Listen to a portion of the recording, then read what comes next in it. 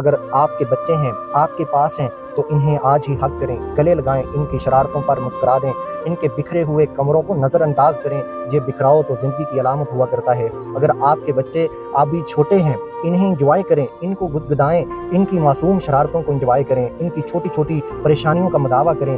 گھر گندا ہے، کمرے گندے ہیں، صحن گندا ہے، دروازے کھلے ہیں، رہنے دیں، یہ سب بعد میں بھی ٹھیک ہوتا رہے گا۔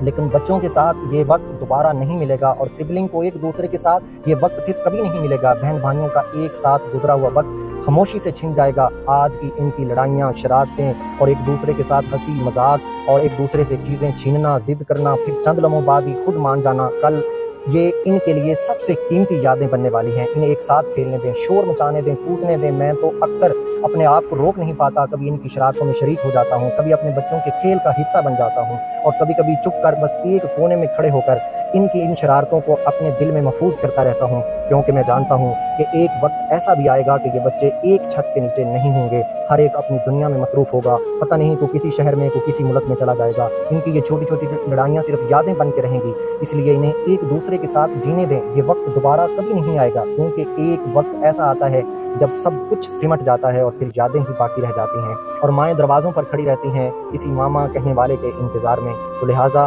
اپنے بچوں کے ساتھ جتنا وقت گزار سکتے ہیں، اپنے بچوں کے ساتھ زیادہ سے زیادہ کوالٹی ٹائم گزاریں، اور ان کی شرارتوں سے خود بھی انجوائے کریں اور انہیں بھی انجوائے کرنے دیں۔